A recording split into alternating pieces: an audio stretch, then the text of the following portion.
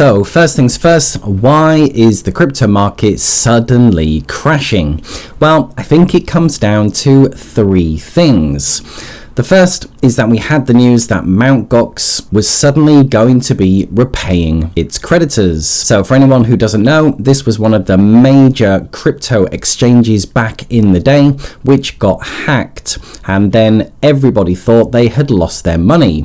Fast forward a decade and suddenly they were able to get hold of the missing funds, and a portion of these are going to be paid back to its customers. So potentially a lot of Bitcoin suddenly hitting the market. Then if that wasn't enough, we suddenly find out that the German government has decided to dump a big stack of their Bitcoin as well, as they suddenly have transferred 6,500 Bitcoin valued close to $500 million. So again, potentially another massive amount of Bitcoin being dumped on the market at the same time as Mt. Gox. And then number three, we have to remember that about 10 to 20% of the market participants are going to be traders. And so as a trader, if you know that there's likely going to be a lot of selling pressure, then you too also sell, adding to the sell-off, and put all three together. And I think this is the primary reasons why we've had this sudden crash.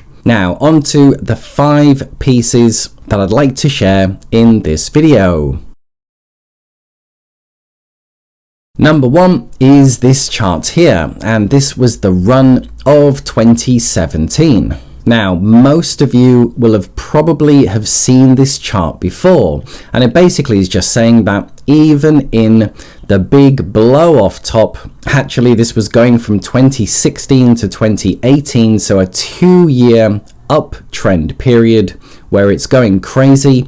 There are a number of massive sell-offs along the way. That's basically what it's pointing out. So a couple of things here. Firstly is that logically you will have seen this chart and understood it, but it's only when you actually go through a big sell-off and the market has actually dropped significantly, and if you're in altcoins it can be even worse, that you then emotionally understand this chart. But it still doesn't change anything. Even in crypto's uptrend, we're going to get these big sell-offs. And no matter how many times you get told this, it's still not nice when you actually go through one.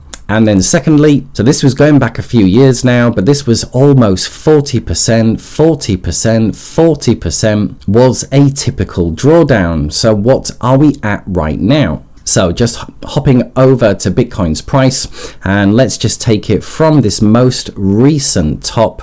So when it hit there and it's crashed all the way down, it went 25%. So in fact, in terms of big sell-offs, it's still really not that big. Remember last cycle, it was up to 40%. So although it feels like a big sell-off, 25% is actually not that bad. Now, if it were to go deeper, let's say this cycle, because we should be getting diminishing returns, not only to the upside, but also in the sell-offs, I'd say likely it's probably only going to be going to about 30%, which would take it pretty much down to the 50,000 level. That would be a nice sell-off for this market. And the 40% that used to happen, which I think it's unlikely to be doing that these days, would take us down to about 42,000. So historically, that's how big they were. So this one currently sitting at 25%. If that in fact turns out to be the bottom of this flush out, although it's not nice to experience, it's actually much milder this time around.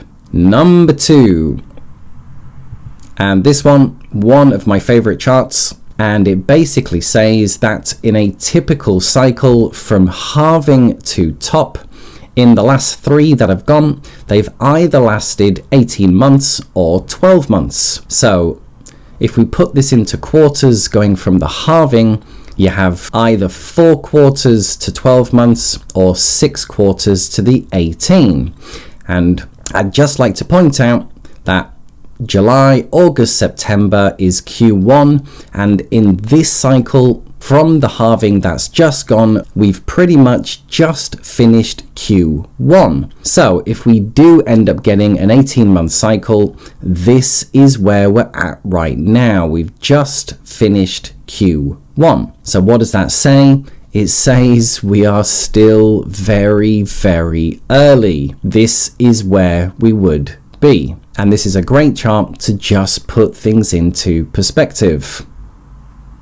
Number 3, and this is a very famous chart now, which was put together for the stock market. However, it pretty much can be used in all different markets. It's the psychology of a market cycle. And basically it just says that people are going to massively bid up an asset way above where it should be. There'll be massive sell-offs, capitulations into the worst period before things recover. And this cycle just repeats and repeats and repeats whenever you have millions of human beings buying something of value. Unfortunately, as emotional-based creatures, this is just what we do. So the question is, where are we in terms of this market cycle? I'll just pause for a few seconds. Just have a think for yourself. Where do you think we are at? Now, feel free to pause the video if you want to spend some time on it. My 2 satoshis would be, we've gone through the last crypto market crash. We bottomed out where Bitcoin was at about $16,000. We've had this crazy crypto spring where we've gone from 16,000 and right now we are crashing to 55,000, which sounds a bit crazy when you think it wasn't that long ago. It was at 16,000. So I think we've had a nice sell-off. We've probably had a nice run with the Bitcoin ETFs, which has taken us right up to this 50,000, and I think we're somewhere here. So we could be in a big sell-off like this. I think we could be in a big sell-off like this from top to bottom, or maybe even there. But it certainly isn't going to be the last. There's going to be more like this. My gut instinct is that we are somewhere here. We're still early, and the best is yet to come. Just my personal opinion. Number 4, and we'll bring up the market cycles, and this one is just to point out that historically, when we are in a bull market, in the times of the biggest crashes and biggest sell-offs, this has always been the very best time to buy. So let me just say that first bit again. This is in bull markets, so this is when the market is going up. So in this part of the market here, this is not correct in the bigger market crashes. So once the market has peaked and it's coming down, I'm not talking about this period here. So let's look at the biggest crashes so you can see what I mean. So just zooming in for a second and put into context. So this is the big crash that we're going through right now. And you'll notice that this is very common. So this drop here, it's not as bad as what happened here, similar to what happened here, similar to what happened here, not as bad as here, not as bad as here, not as bad as here. But you can see the crypto market does these flush outs time and time and time again. There are lots of them. And historically, a big flush out here would have been an excellent time to buy. And the bigger the flush out, so a massive drop here, would have been an excellent time to buy. The big drop here, excellent time to buy.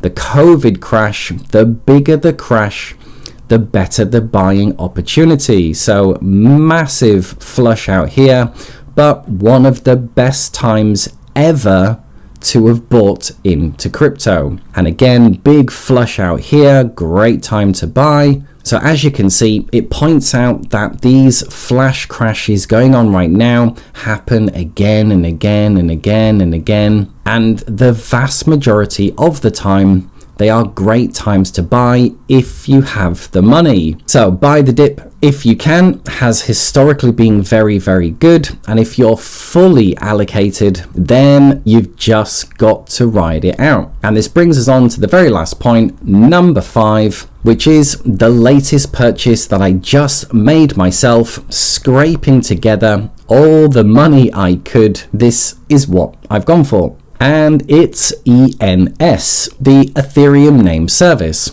So a little bit like in Web 2 when you have domain names like .com, .co.uk, the .ens is your .eth name. And essentially it's built on this principle. So as soon we're going to get the big Ethereum ETF. This is a visualization of the Ethereum ecosystem. And as liquidity begins pouring into Ethereum, I think it's going to benefit the entire network.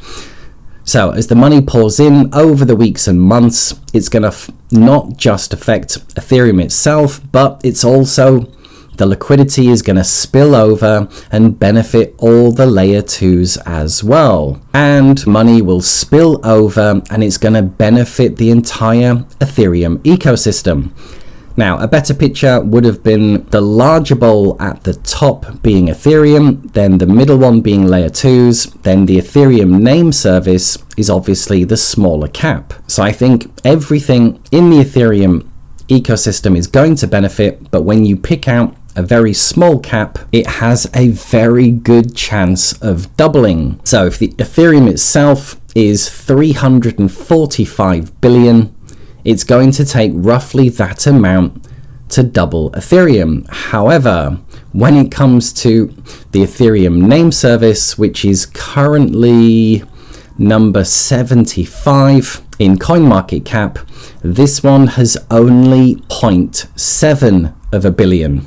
So for this to double, it's going from 700 billion to 1.4 billion. So for me, this is a trade with a time frame of about 2 to 3 months. I'd say there's a very good chance that this will double and then this money will be taken out. So it's high risk. It's only a few percent of my portfolio. However, this is not financial advice and something to copy off. However, I'm just letting you know, full transparency, what I am doing. So there you are, guys. That was the quick update from me. As a quick summary, just remember, even in the best of times, big flush outs will happen. We are still very, very early, having just completed Q1. This is where I personally believe we are at in the market cycle. Historically, the biggest flush outs have always been a very good time to buy. And with the next generation of ENS, as they're soon putting this whole thing onto a layer 2, this is my personal buy the effing dip